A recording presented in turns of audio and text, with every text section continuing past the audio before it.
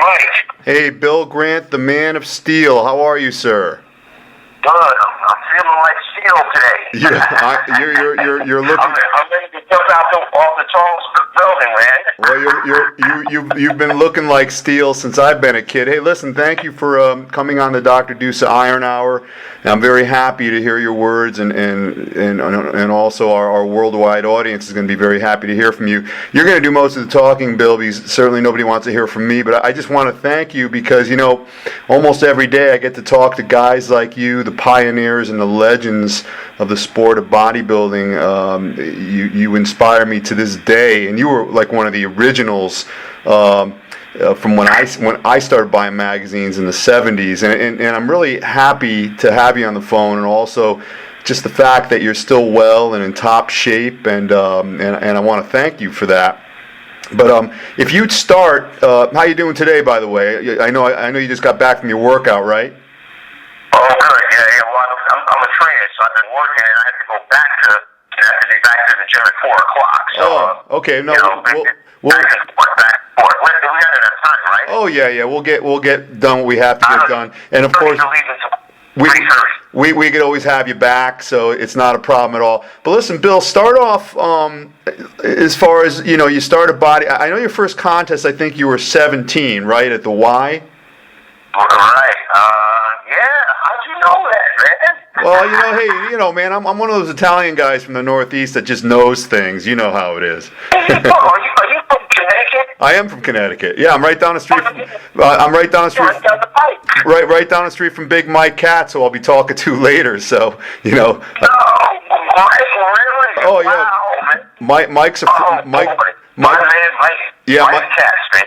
Yep, a friend of many years. I know he's a good friend of yours. We'll get to Mike in a bit, but Bill, so tell me, you started training, and I picked that up from one of the articles online as far as when you started competing. But how did that come about? How did you start lifting weights? Was it in high school? That's cool. That's perfect. That's a good question. I actually picked up my first set of weights. I was 9 years old, man. I actually started at 9, but I was too young. My parents told me, "No, man, you can't do that shit now." I said, "Oh." So I went back and did it 12. "Oh, you still can't do it." Hey, this is screwed up, man. 14 is when I started. But there was a guy across the street from me, my neighbor. He had weights, and back in the day, we didn't have all the stuff we have right now. All the luxuries of training. I mean, these guys just don't understand what it was like back in the day, man. Right. Well, the guy had some weights in the back, but they weren't fixed weights. So we had to pull them off, put the plates on the bar, get the little screws in, tighten it up and shit. A bench, man. We had no boxes for benches, man. So you had what you had. That's all you knew. So that was enough. It did. We nailed the springs into a tree, man. We had cables, man. Hey, Bill. Let me just look, as an aside. I know you won the Mr. New Jersey in what was it, '68, and I know your pal Dave Draper also won that. He's I know he's a little older than you, but did you cross paths with Dave over there in Jersey back then?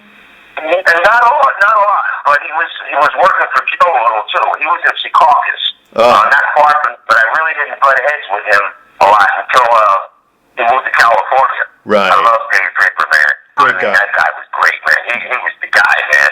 Just like you looked at us.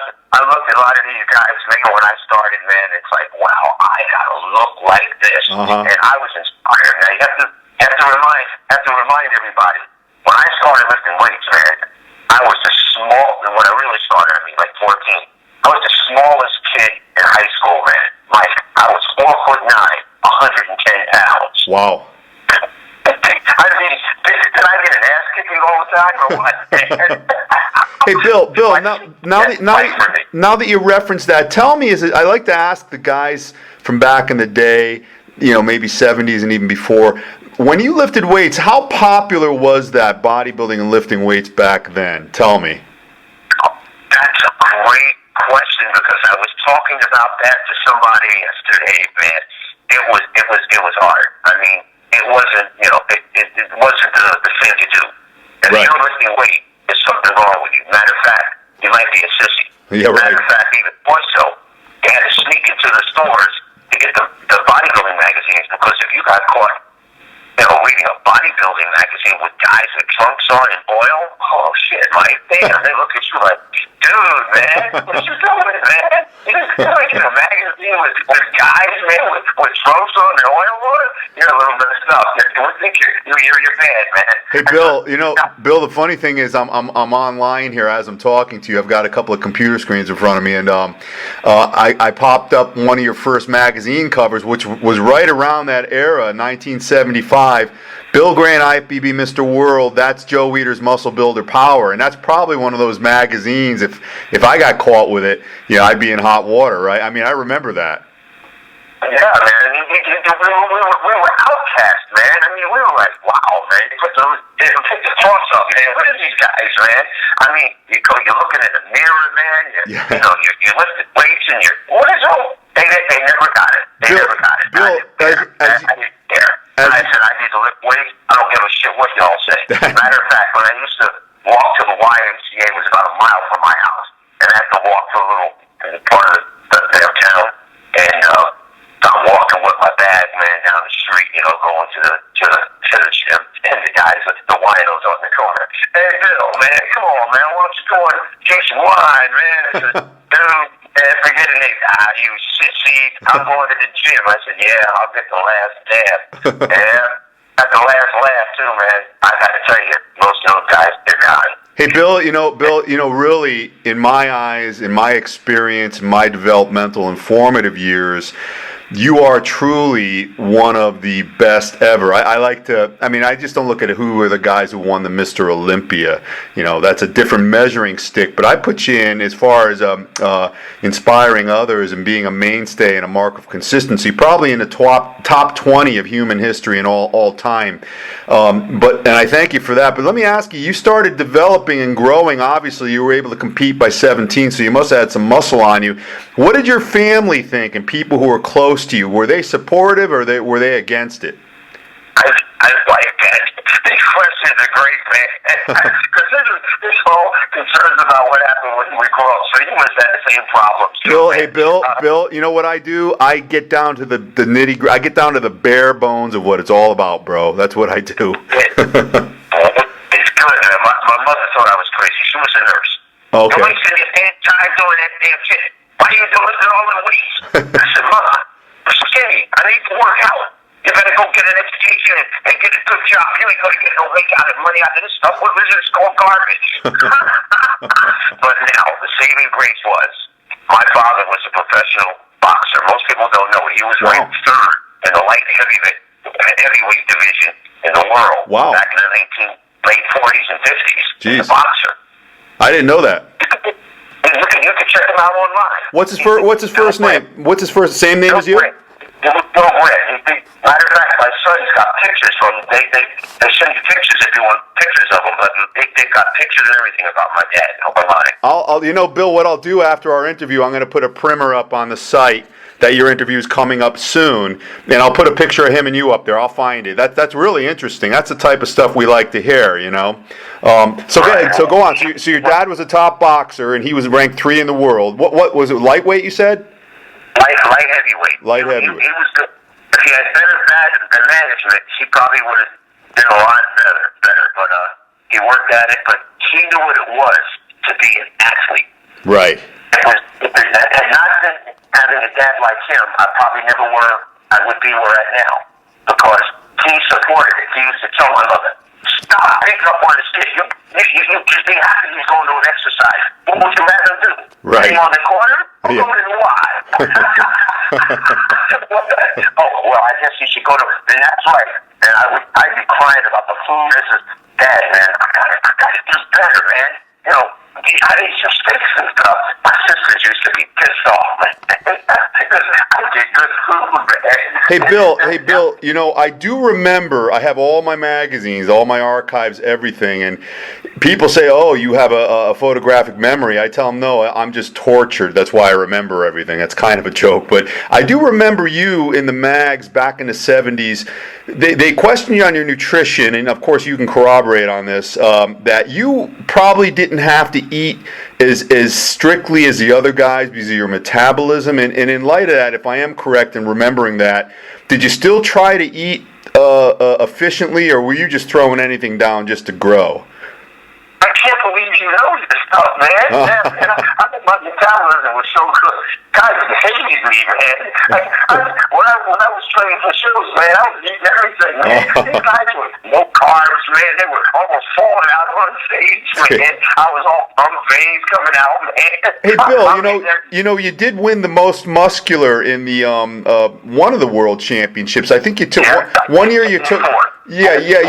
You didn't win the overall, but they gave you most muscular, which speaks volumes. But and you ended up winning the overall. But the Mr. International, Mr. World, Mr. America, you won basically all the big titles. But give us the people would like to know, because not everybody's at your level or even my level of knowledge. There's a lot of beginners and people they need to. I mean, you train people now. You're hopefully showing them the proper way to do things. What was the basic? No, they have to follow the diet. Yeah, well, in light of, what's the basic breakdown, even what you would ascribe today, as far as percentages of protein, carbs, fats? I mean, what was it back then? Was it more high protein, high fat? Yeah, it was more like that. We didn't really know that much about the diet stuff and the nutrition thing. We ate what we thought was supposed to be good protein, but me, I wasn't counting anything. I just ate. I'm serious. I don't know how many carbs I got. I didn't know how much protein I got. I just knew I had those things. I had to have those things. Right. For some reason, I was just focused on the training, but I knew I had to eat pretty good. But like I said, I didn't measure anything. I mean, I was really blessed with a great metabolism. Now, in bodybuilding, if you have a great metabolism, it really takes about 20%, 80% off of what you got to do. Right. I mean, I watch these guys. Let me give you a good example back going forward. I remember in the gym, man, Ken Waller. I love Ken, man. That's my guy, man, Ken Waller. Big Red. He used to blow up, man, and then he had to diet down, man. And I remember the conversation we had. I mean, like, wow, he was getting smaller and smaller. Now, the thing is three people in the gym got bigger at contest time while everybody else started going down. It was me, Arnold, and Robbie. Right. They got big, and everybody says, look at these guys, they're getting big, they're getting smaller. Hey, Bill, two things. Waller was crazy. I think this with Waller, man. I don't like that. I came into the gym when we were getting ready, right? So I used to always come to the gym with oil on my arms, right? So I walked in one day, and Waller came over to me, took his finger and wiped off it. Yeah, Grant, you got that damn oil on, huh? Yeah, it's pretty big, huh? He says, don't worry, man. You only got to be ready one day, of the year. I says, Ken, I'm already ready. I'm ready all the time. Hey, Bill, two things. I remember reading an article about Waller, and his eating in restaurants was like epic in that I think I read an article where he had consumed 3 lobsters, 6 steaks, 10 potatoes. Is that true? I mean, the levels of food he'd eat? So, this guy could eat. I had never seen a guy could eat like him. But now, I'll give you an instance of what happened. We were going to, there's a place called Diners. We go down there every, I think it was Monday or Tuesday, and all you could eat chicken. Can you imagine? and guess what? It was only like about $3. Right. Okay, so and we always go in droves, man. We had to hold back, and when we walked in, the waitress said, okay, here comes the boys and girls. Get the food. Chicken's ready. So, you get back this particular night. I said, Waller, man, I bet y'all eat more chicken than you. He says, shit, Grant, you really don't want to do this, do you? Yeah, come on. Man, Mike, we just ate chicken. I ate about 23 pieces of chicken. Wow. Waller had 30. And I get this point, I said, oh, no, he had 30 about it. He says, oh, what's wrong, Grant? You can't finish? Hey, Bill, were you guys allowed back after that? Oh, no, we went all the time. They didn't care. Now, when you ordered another plate of chicken, you had to get the sides, too, like cream spinach, carrots, and shit like that. And then you eat all of that. Wow. And we did it, man. We just pumped it. I mean, I can't believe how much. I can't eat like that today. But it was great. I I mean, well, Bill, the camaraderie that we had together, the friendship that we had. I mean, basically because we were outcasts. right. So we had to be our best friends. Back then we were kind of oddballs. You go to Venice Beach, but hey, they still were oddballs, but the girls sure didn't. Hey, Bill, it's sad that you don't really see that camaraderie today, but let me ask you this. You mentioned something very interesting that you could paradox with today. You mentioned Arnold, yourself, and Robbie Robinson, and I've made note of this too, even Frank Zane. You guys would all gain weight towards a show. What do you think about today where the bodybuilders, they just, some of them gain, 70, 80 pounds in the off season, then they have to lose all that. I mean, what do you make of that? I think that's ridiculous. It's too much work. And why would you want to get to 270 and then come down to 240? Why? Basically, you should be no more than 15 pounds over the body weight that you're going to compete with. That's what we stayed at. We never really got all bloated like that. Never. We just stuck right to the whole thing. These guys today, man, they're just too much, man. Well, hey, Bill, what do you think is the genesis of the thinking? I mean, I'm not chastised. I'm not saying it's good or bad. I'm just like you. I'm wondering. I always like to apply the word why. Why? What is the? I mean, I think what they think is they gain more weight, they're stronger, they can push more iron, and the net result is they gain more muscle. I don't think that's the case in many of it. It's not. It's like unbelievable. I mean, that's not going to happen. You want to grow slowly, and you want to grow muscle. You don't want to keep putting on fat, getting fat into your system. Right. I think this is the reason why these guys aren't lasting a long time. And when they finish, they have a lot of problems. Right. Everything kind of out of whack, man.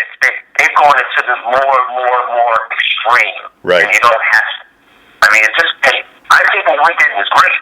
I mean, those years would seem like the years of, that's the way bodybuilding should be. Well, I agree.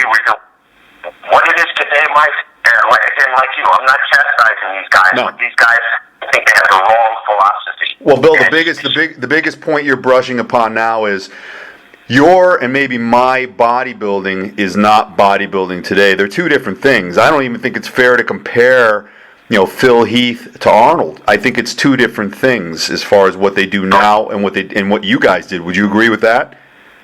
Right. Oh yeah. It's all different. Like apples and oranges. Right. So it's very hard. It's like comparing a chair to a car. It's two different things. And right. Right. Listen, you've used this as a bridge to so many different things. You've done so many different things in your life, and the kicker is you're still I see plenty of pictures of you and your arms. Your arms still basically look like they did 30, 40 years ago, which is amazing. Well, thank you. Well, you're welcome, but it's a true statement, and the thing is, I think that is because you know why you do what you do, whereas a lot of these fellas now, they couldn't really tell you why they're doing what they're doing. I mean, they can't. What is the sense of getting so big, and what is the end result? This is the problem, and we can see today what has been happening, and it's sad. And again, I'm not chastising you guys. No. I'm just hoping they're listening to understand. There's life after bodybuilding. Right. It really is. You're still going to train, but you don't want to kill yourself over it. You're not making that much money. No, absolutely. Why are you trying to kill yourself? I mean, and you see guys beside you dropping, but it's always like, I know what I'm doing. Hey, Bill. You know what I'm doing, but what they're doing is they're really killing themselves, man. And I feel so bad for them when I keep looking in the magazines where I'm going live and this one's going and that one's going. It's like, guys, come on, please, man. Just check yourself, man. Just think about what you're doing. Hey, Bill. As a world authority that you are, because you're one of the guys, the bedrocks of the bodybuilding community, what would you say? I mean, you train folks now. If you're training bodybuilders, what do you see? Do you try to have them adopt your type of mindset, or do you hear these unrealistic goals that they bring to you? No, I try to get them to adopt what we did, because it's the safest and it's the best way to train. You're going to have much more longevity with your bodybuilding career. Let's put it this way. Look at the guys from my era, from the 60s, the 70s. Hey, didn't they live a long life? Did you see these guys that get adult, 70s, 80s? Right. These guys in that are dying in their 20s and 30s and 40s. What does that tell you? Something's not right. No. It's funny, not in a funny way, but all of Mr. Olympias, except for the recent deaths of Larry Scott and Sergio Oliva, who were in their 70s, they're all still alive and fine. Every Mr. Olympia, and I think that speaks of a lot. I was just up with your buddy Pete Grimkowski up in Rochester. He ran the Mr. America back in August, and Roger Callard was there, Ken Sprague, Frank Zane, Jim Morris was there, Grimkowski, all the guys, and they're all fine. They all look great. They're all very cognizant and aware, and just like you're saying, I think that was based on a different type of lifestyle. Yeah, I mean. It's great. I mean, I'm going to be 70 next year. Oh, congratulations, man. Let's put it this way. I feel just as good as I did when I was 30 years old, and I'm not kidding you. I had that surgery, that one thing that really messed me up, which when I really had to rethink everything and change everything. Did you want to discuss that, Bill? Was that recent?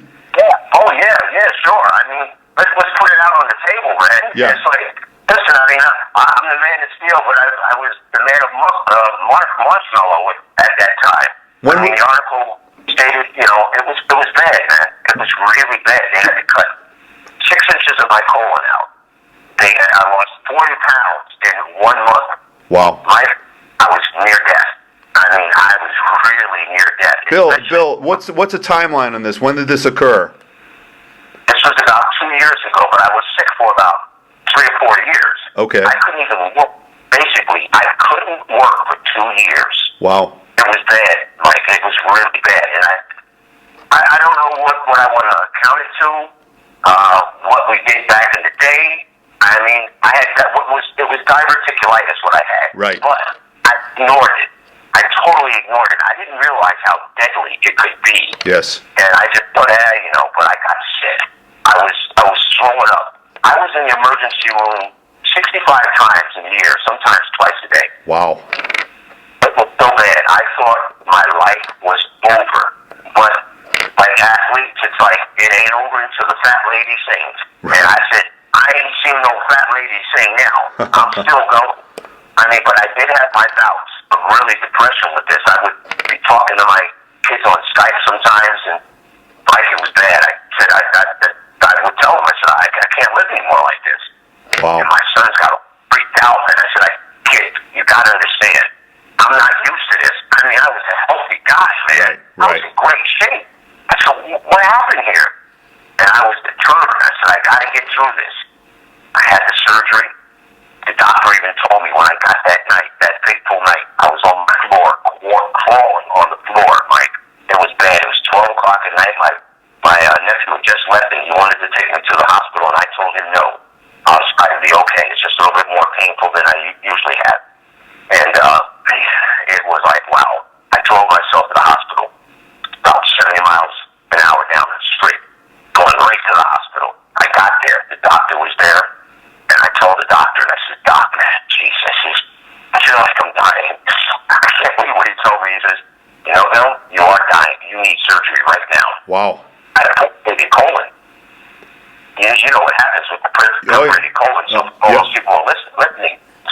When that happens, when you get a perforated colon, you get what they call septicemia. Oh, yeah. That's what kills you. It starts knocking down all the organs one by one, and it is painful because I felt the pain.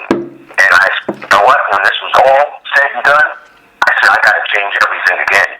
I got to change it. I've changed everything, Mike. Everything. Eating habit. Now I watch what I eat really good.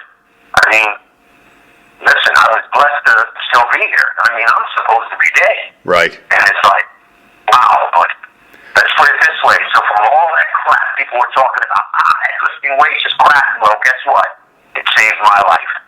Hey, Bill, the thing I want to ask is, and I think I probably have an idea, a guy like you who's always depended and served your physicality so well throughout your whole life, and it's in turn served you well, why were you ignoring those nagging signs of diverticulitis, which can be quite painful and foreboding? Was it just that in your head, like, this can't be happening, I just take too good care of myself, there can't be anything wrong, so hopefully you just hope that it would go away?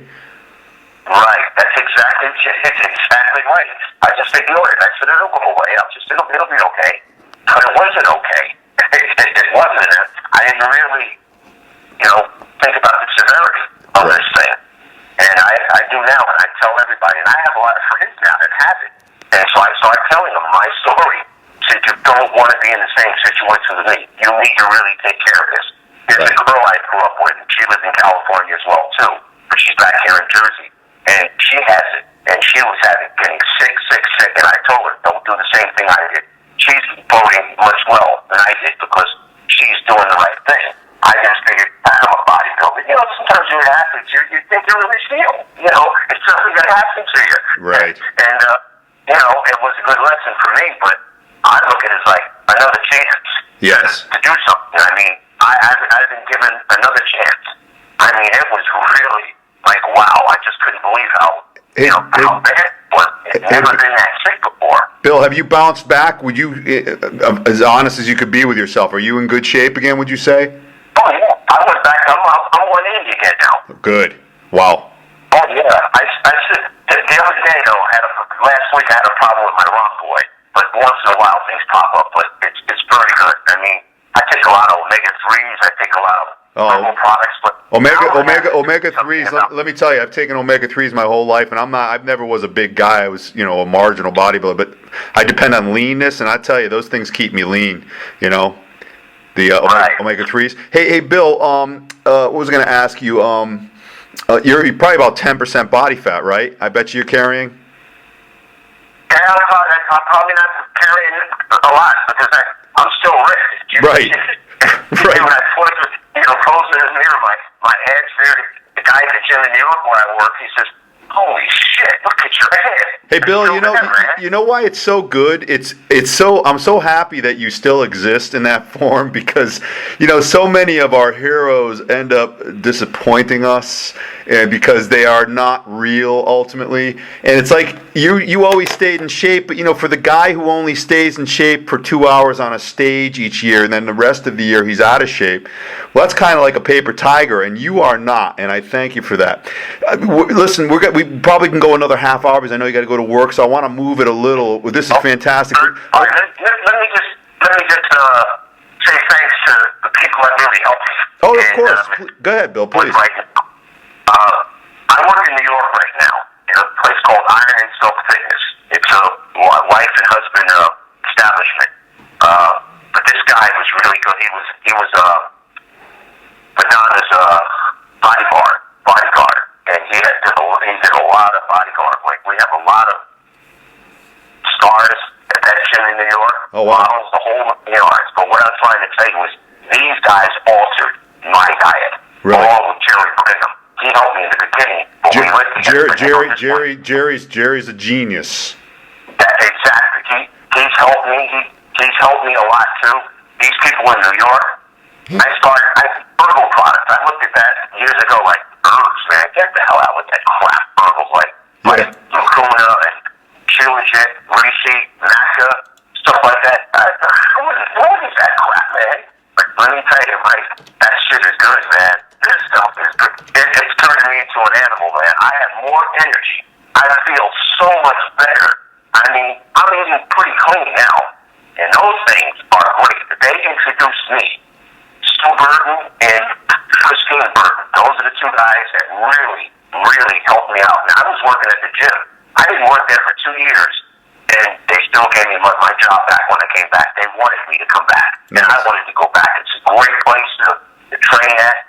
The atmosphere was great, but the things they'd done for me, it helped me when I was sick. They came to the hospital. They're from New York. The owner would come to the hospital and see me when I was in the hospital. Over from New York, he'd drive over to see me, and that was really great. Those are good Americans. There's not enough of them. That facility, there's not enough facilities left like that, as you know. I'm sure you'd agree, right? It's Iron and Silk Fitness, so for all the people out there, if you live in New York, you want to get in great shape, if you want to compete, just come on. Iron and Silk Fitness, it's great. Well, you know, if you saw this place, it's not huge. It's about the size of what the original Gold's Gym was. wow. That's it. But it's a personal training place. It's not crowded. It's just right there. You only have maybe 2 or 3 people on the floor at a time. That's it. I train there too, as well as the other gyms in Jersey, which is Signature Gym, which it used to be a Gold's Gym. Now, I know the guy who did that, Alex. He competed here in Jersey. He is a huge, it's the difference. This is a sprawling gym. It used to be a Gold's Gym. 50,000 square feet.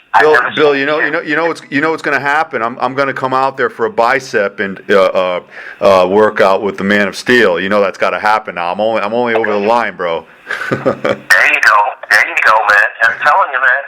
Listen, I'm still enthusiastic about bodybuilding as I was when I was 14. I just haven't lost that passion for it. I mean, this is what it is. My mother told me, go to school, get an education, and get a job. Well, I did go to school. I went to bodybuilding school. Right. And I graduated at the top of the school. And now I got my degree, and now this is what I'm doing with my degree. My degree is and my job is to help other people and solve their problem. Try and solve their problem to get them in shape. And those are the things that made me feel real good. I think that's why I'm strong. I feel good. Because I'm doing something that I love to do. Right. Listen, Mike, if I wasn't working there, I'd be in the gym anyway. That's right. Out. That's right. It's being in the gym. Hey, Bill, you won, just to jump ahead a little, you won the New Jersey, and then you moved to California. Before we go into Joe Weider and all that a little, I want to do a little game with you here. Just short answers on your behalf. I'm going to name several bodybuilders, and you tell me in like maybe a sentence the first thing that comes to your mind. Is that okay? Go ahead. Okay. Ed Corney. Oh, man, one of the best posers around. Arnold. A magnificent bodybuilder, actor, entrepreneur, one of the best bodybuilders in the world. Franco. Wow, what a guy. I mean, for what his package was, he was good. Real good. Powerful. So powerful, nobody else could really train with him at the gym. Arnold, nobody. He was just too strong. I heard. Was it true that he didn't need as much stimulation as Arnold did during workouts, so Franco would cut out quick oftentimes when he trained with Arnold? No, yeah, he didn't need much. I mean, this guy just grew, just looking at the weights. But he was powerful. I mean, nobody could work out with this guy. He was great. He was magnificent. I mean, these questions, this is great, man, because this era is so good, man. And these things you're doing right now, what you're saying is great, man. Well, Bill, the best, I appreciate that, and I appreciate you, but the best thing is you guys are all still around, and you're still all, you're relatively young, and you're still in great shape. So I think the words that you all spawn should be disseminated to everybody. There's no way you guys should be forgotten. In fact, you guys should be the paragon of as far as what the information that's necessary for people to thrive and do well. I think you guys are the ones. But how about Mike Mentzer? Mike Mentzer? Yep. Oh, Mike Mentzer, man. Oh, heavy duty, man. Heavy duty, baby. This guy was a powerhouse and a great bodybuilder, man. It's sad that he's not here now. Yes. Mike Katz. Formidable Mike Katz. The lovable lion, man. Just a great person, a great bodybuilder, and a good individual. To this day, still is, too. Ken Waller. Yes. I know you touched upon Ken, but Ken Waller. Ken Waller, man. He was the master, baby. He owned Gold's Gym almost. He ran the whole gym, and he was great. He was a good friend. He knew how to train. He knew how to run a gym, and he was the guy, man. You always wanted to go to him when you needed something. Joe Gold. For me, I loved him. A little odd. He didn't like music in the gym. He wanted to be quiet, but he knew exactly what he was doing. When he built Gold's Gym, it was one of the best gyms in the world, the best equipment that you ever had at that era. If you've ever been there to the regular, Gold's Gym in Venice, man, those machines were unbelievable. That's what I can say about Joe Gold. I wish he'd have been making, equipment for everybody. Yeah. Robbie Robinson. Robbie, the Black Prince, baby. Yeah, he wouldn't quit. He just kept going, man. Trained hard. Probably one of the hardest training bodybuilders around. Frank Zane. Oh man, wow. He was the magic man. That's what I call him, the magic man. Yeah. I mean, he can alter his body anytime, anywhere, in just a short period of time. Two more. Boyer Coe. Wow, man. Great biceps, great bodybuilder, just a very nice guy, and he deserved everything he got. Danny Padilla. Oh, man. The Giant Killer. Yes, he was. That was a great name, the Giant Killer, because he beat off the rest of the guys, lifted up, did us all up. Unbelievable. At 5 foot something, he was a great bodybuilder. He beat a lot of big guys, even much bigger than him. So it shows that doesn't mean if you're big you're going to win. It's the look. Right. That's what it is. It's in our day. That's the way it was. One of the reasons, I mean, they're great icons, but also these guys, when you went out there and you started in the pros, they had something called the Grand Prix, and you were one of the main. In fact, I remember you used to do the posing with the fog, the cold, the dry ice, and the fog would come out, and it was I think you used to do Gladys Knight or something, or Do You Think I'm Sexy? Is that what it was? Well, I did. What was his name? Oh man. Do You Think I'm Sexy? Yeah. I remember I did it up in Vancouver. Yeah. At the Diamond Cup. Right. So I'm on the stage doing it, and Bill Pearl was one of the judges. The look on his face, man. I love Bill Pearl, but I mean, he came from another era too. So it's like, so it's probably almost like what we might think about what's going on now. But and he looked at me like, what the hell is that? Chicks were screaming it out. See, my thought was listen, it's bodybuilding. It's entertainment. So let's have some entertainment. Right. That's what I thought about. That's why I had to stop. I remember the guys were complaining to Wayne DeMillia. Wayne says, hey, I'm not stopping you guys to do it. I didn't pay for this. Bill Grant bought this on his own. Yeah. He bought it. It's great. I remember. After that, they had the camels on stage. Yeah. Listen, I think I broke the mold. Well, Bill, I remember reading that you did indeed bring your own smoke maker. You paid for that. That was in the article. You did that on your own. Yeah, sure did. I love it. I wanted to be entertaining. I said, listen, if people are buying a ticket to see us, don't they want to see more than just us posing? Let's do something. Let's make it like, a Broadway show. Right. That's really what I wanted to so to be. And I didn't kill anybody, so I loved it. But I think it was a great thing. I think it changed how people presented themselves on stage. I believe that. I believe that's true. I'm sorry, Bill.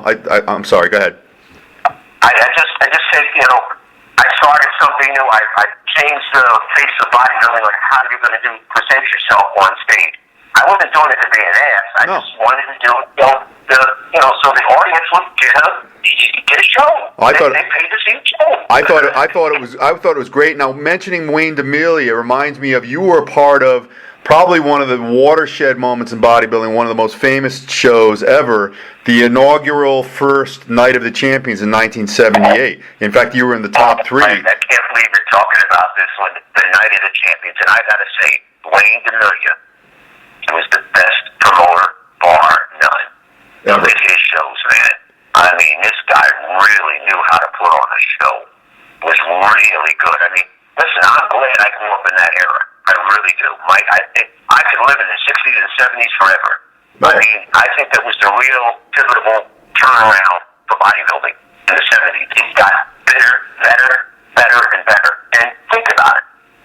Madison Square Garden, 1974. I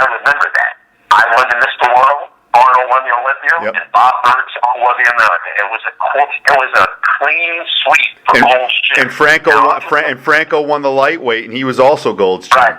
Now, I'm going to give you a little something. What happened here before that show in the summer?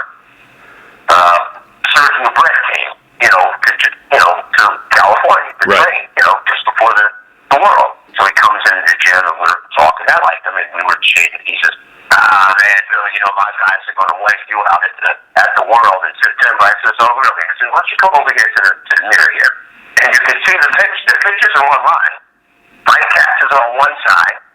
Sergio Brett is on the other side, and I'm in the middle doing the most muscular, and Ken King is behind me. Bill, hey, Bill, I just put that picture up yesterday announcing your interview. That picture of you three standing there. Wow. And the look on Serge Dubré's face is one of befuddlement. I looked at that like, holy mackerel. I said, yeah, and this is what I'm going to do to your boys. And when we got there, 1974, and at the end, I said, Serge, I said, you said you guys were going to beat me, huh? Right now. I said, let's go down the line and see what happened here. I won the show. Oh, okay, that's good. But I won best arms, best back, best chest, best head, best hands. I was second best legs. What do you want, man? I won. You guys didn't do anything. What happened? He just looked at me and walked away. Hey, Bill. And I never go close like that, but he was busting my stones, man, with that stuff. So I said, you know what? Now I'm going to give it to him now because they lost. That's right. Hey, Bill, it's interesting that you mentioned 74. Just to segue over to Arnold for a second, it's often said that was his best shape, that was the best physique in history right there, that 1974. I mean, you remember that clearly, how good Arnold was that day? I totally clear that. And I always tell people, I said that was our best ever. 19 win peak that year. Arnold was so fantastic, man. It was like, holy shit, man. Who is this guy, man? Arnold was huge, man. You gotta understand, the inspiration we had at that gym. I mean, it was like I said in Pumping Iron. I mean, we had so much energy in that gym, we could have lit up the whole city of Los Angeles. Amazing. That's how much was in that gym. I'm telling you, Mike, I tell everybody, I said, if I had a time machine, I would definitely throw you in there, get in there and get to the 70s, and then you'll see what real bodybuilding is like. Bill, if you didn't take me, I'd take you hostage. I'd make you take me, and I'd say it's a one-way ticket. I ain't coming back. Hey, let me ask you something. I wouldn't come back here anymore. No, I'd stay right there. I hear you, man. Hey, listen, if it were you, Arnold, Franco, Corny, Katz, Waller, and Padilla, you guys, Robbie, all training at Gold's at any given time, and I know you were all there at the same time. Would people, like the regular people, come in and would they automatically train harder? Because was there that energy? I mean, everybody just started hammering it? Yes, we were inspiration for them. It was great. I mean, it was good. We got inspired between us. I mean, we were like working off of everybody's energy. Arnold's over here, squatting over there. Robbie's over there doing barbell rows. Bill Brandt's over there doing his arms. Well, it's like you open a page of Muscle Builder and there you are. And speaking of that, tell me a little about Joe Weider and your relationship with him and anything you want to share about him. That's good about Joe because I knew Joe since I was 15 years old. That's when I met Joe Weider. Really? He was in Jersey, Union City, New Jersey. Oh, right. Leroy ran the whole place. How cool worked there. Hey, Bill, we have to just take a second to wish the family of Leroy well. He just passed, of course. Yes, he did, and I love Leroy. I mean, every time I went to California for the show, I would always go to his store. I loved Leroy. I knew that. Yeah.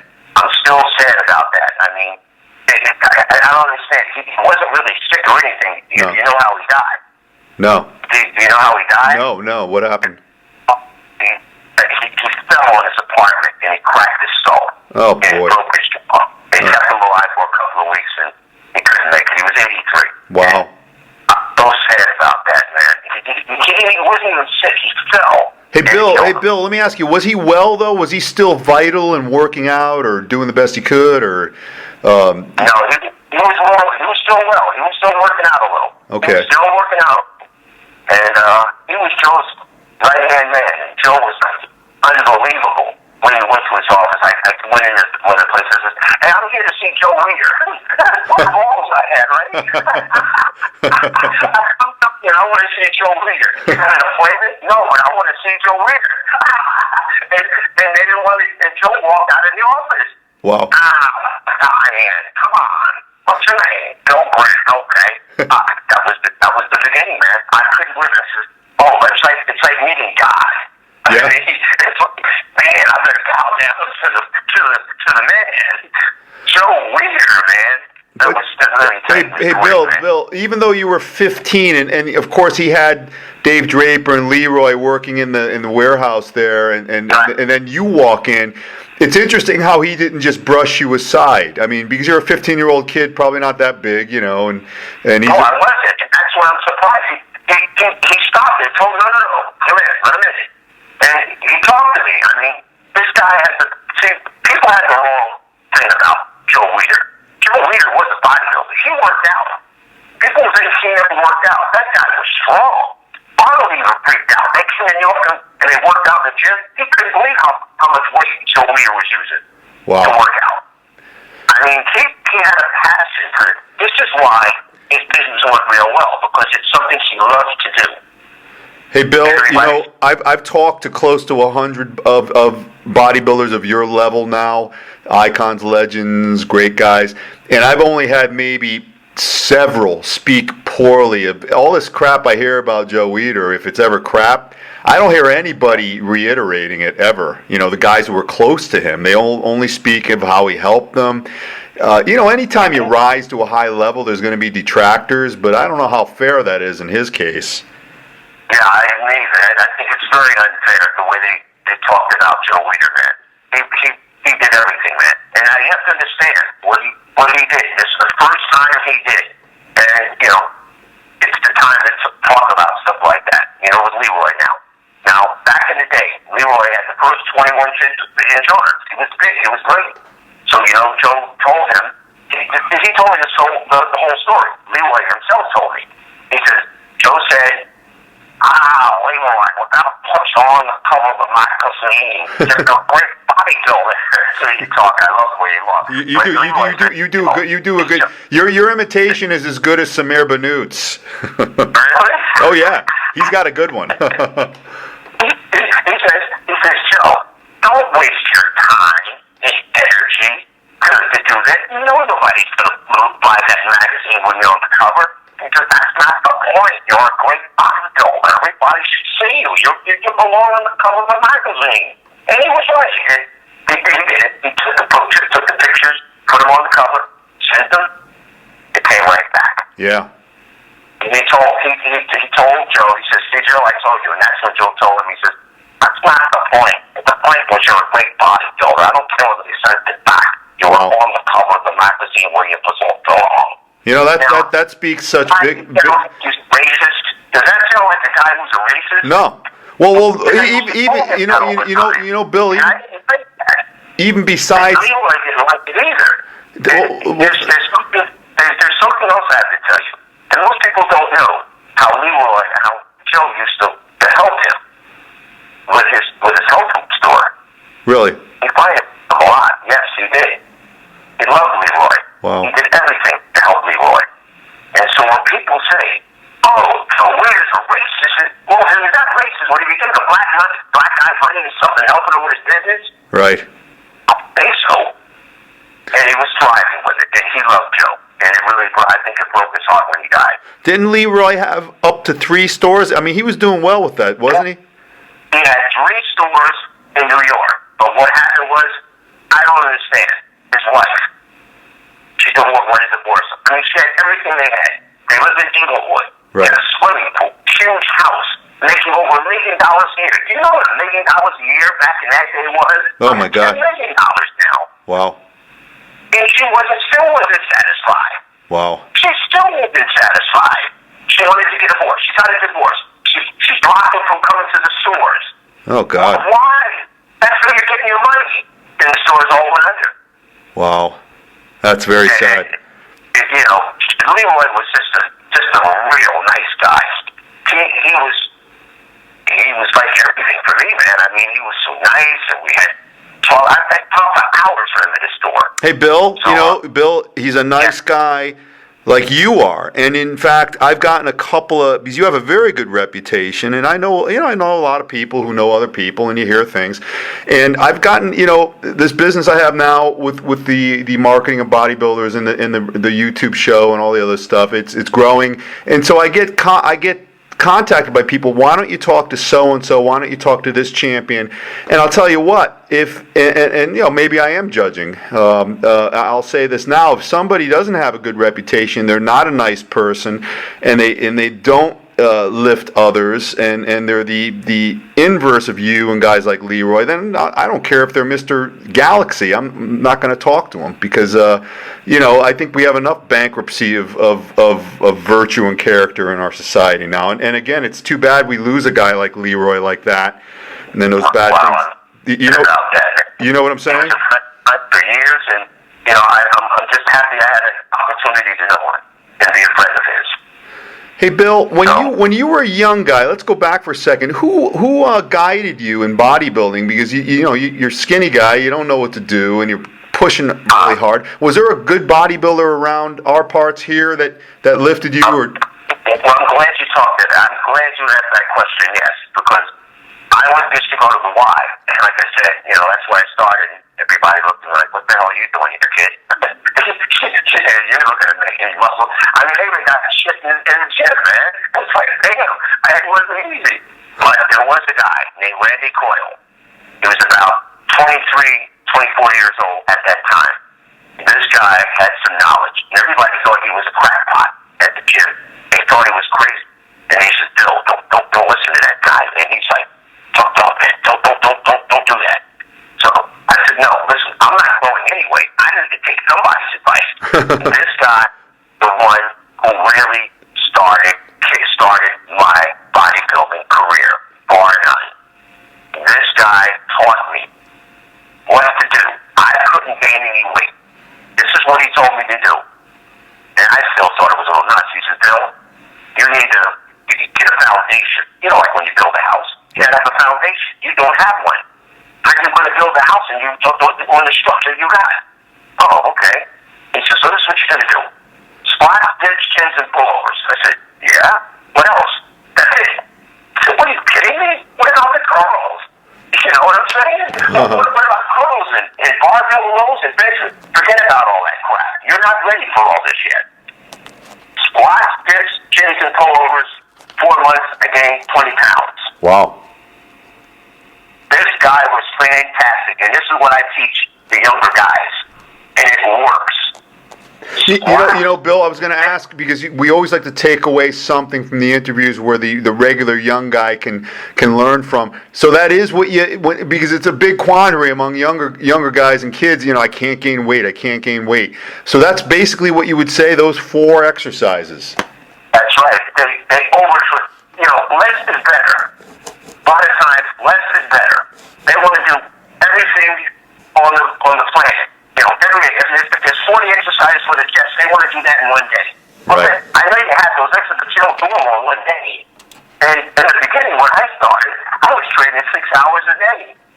Wow. Financially, 6 hours. I didn't know. I thought that's what you had to do.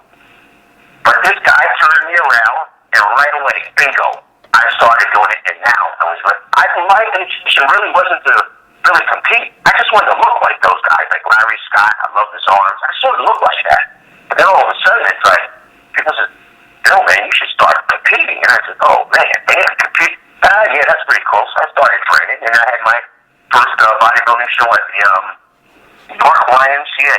And this is a high school in New Jersey. I was 5th place. That was my first show. That was my first show. And I lost 5th place. I was pissed. I went home. I was crying. "Oh, Dad, man. Oh, jeez. I need more protein. I lost the concept." I was frustrated, man. So I kind of cheated. Put my parents together, man. And I'm messing up. I said, "Dad, I need more protein." So he went to my mother, man, because he was an athlete. Remember, I was a boxer. Right. You need to my mother was pissed, man. She was pissed, man. Because she hated this stuff.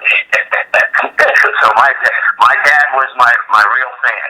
And he used to tell the people that would come by the house and peek in the room and see me lifting weights. You know, what are you looking at? And I said, you don't see it, but I do. But my dad says, don't laugh at him. He might make it. Wow. And they told me, because I know he never say that. They told me, one of the girls, and my sister's friend said, you know, you never know. Your dad said that. And he said, don't laugh at him. He might make it. And guess what? They said, you did. Hey, Bill, you know, it's good because you oftentimes, even if the parents are supportive, they're usually kind of skeptical. Like they'll be like, well, you know, that's a hard thing. Your father wasn't, though. He was encouraging. No, he wasn't skeptical at all. He just let him do it. Because he worked out. I used to go to the boxing gym in Newark. And that's what he knew. It's training. You got to train. And he knew, he's young. He needs to start now. And he's skinny. He's getting beat up. He needs to do something about it. And everything was history after that, man. I just feel like it was destiny. And I feel so blessed that I got that far, man. I mean, it's just a dream come true. You know, people have dreams of, being something, and doing something, down the line. And that was my passion. That was my dream. And everybody used to try and stomp on it. You ain't never going to do with that bodybuilding. But the more they talked about it negatively, I got stronger. So I read that book from Norman Vincent Peale, The Power of Positive Thinking. Did you read that book? Oh, yeah. No? Yeah. That's where I got my strength from. Man, that guy, those things he said, man, I used to highlight them with yellow with the blotter, man. And I used to say it over and over and over. I'm telling you, I really think that book was the most inspirational book I had ever read in my life. Wow. I mean, it taught me how to be positive and how to turn a negative into a positive. Hey, Bill. Things like, if you think you can't, then you won't. Just statements like that. When people say, I can't. Well, guess what? You won't. That's right. You got to get rid of kind of things. And if you can't believe it, you can't achieve it. It's very. These are little things that I used to write them, put them on the wall, man. Oh, yeah. And I looked at them every day. And I'm telling you, I got strength and power from that book. I tell everybody about that book who needs some inspiration. Hey, Bill, I had a lot of people who was behind me, but my sisters even helped me after a while. One of my oldest ones, she was working, and I used to do some of her chores, and she'd give me money. Wow. During her chores to buy my protein and stuff. And then I had to work, and I had to get a job. I started washing cars. And I didn't give a crap. I just wanted to get the money to train. I mean, working wasn't a problem for me. So when you want something bad enough, you're going to do it to get it. That's what the book taught me. If you want it bad enough, you're going to go get it. It's like Arnold. I think Arnold read that damn book. That's true. He did some book. I'm telling you, he had the same mindset. Hey, Bill, I was talking to Frank Zane, and I was out training with him a few years ago, and we were talking about Arnold. You probably know this, too. When Arnold first came here, Zane would teach him math. He was taking college courses. Zane would teach him math on the beach. And you might have even been there at the time. They were having like a cookout or something afterward. And he remembers Arnold telling him, and Arnold was maybe 22, 23 years old, he told Zane, I'm going to be governor. And we know that happened many years later, but Zane kind of just looked at me, and Zane's a very smart guy, very well educated, he knows what he knows, and that's it. But even at that point when he told me that, he looked at me with this quizzical look, and he goes, can you believe he said that when he was 22, and it became the truth? I mean, that was the mindset right there. Well, let's put it this way. He was walking down the street on Ventura Boulevard, and there's a gym, Jerry Graham and him, back in the day. And Jerry told me the story. He says they're walking down. He says, hey, Jerry, I'm going to be the best and biggest bodybuilder in the world. And Jerry just said, yeah, okay. He said, but then he says, but Jerry, you want to know the best thing in the world? I'm going to be the biggest star in Hollywood. And Jerry said, oh, shit, this guy's really dreaming. He said, yeah, Arnold, the name Schwarzenegger, you're a bodybuilder. You can't even speak English. Well, but yeah. Well, he said he was going to do. He's done it. Listen, I take my hat off to him. I know he's got a lot of detractors but it is what it is. Right. Don't hate the player, hate the game. That's right. That's absolutely right. That's what you got to be telling people. Don't hate the player, hate the game. He just know how to play the game. Don't be jealous of this guy. No. I mean, he's done his thing, man. He's done it. But guess what? By him elevating himself that way, it actually gave us opportunities. Because now bodybuilding is in. Absolutely. That's how I got all my parts in television and stuff. I mean, Hollywood had a love affair with bodybuilding. Two Toyota commercials, McDonald's commercial. Those on billboards in Europe. I know. You were also you starred with Tim Kimber in the TV movie the Hustler of Muscle Beach. Exactly. This is all came off the thing from pumping iron with Arnold. Basically, Arnold set everything up for everybody to do it. You just had to go out and do the legwork yourself. He already opened the door. Now you got to get in. Right. And I was in every television show in Hollywood. I can't even believe it. Now, I told my mother before, when I was a kid, like Arnold, I said, "Ma, one day you're going to see me on TV." She said, "Shut up, boy. You're crazy. Just get an education and get a job. Forget about that crap." I said, "Okay, Ma, I'll show you one day." I remember that day. I called, "Hey, Ma, turn on TV." Oh, I'm on TV. So I did the same thing Arnold did, but it was great. It's nice to know you had a dream and you got there. Absolutely. You're living the dream. We were just living the dream. Hey, Bill, I'm gonna start calling, instead of Man of Steel, I'm gonna call you The Dream, and I'll tell you why. It is true what you just said. Most people, well, for some reason, they disallow themselves from self-actualizing. They'll dream, they'll do that. They don't really ever attain what they say they want.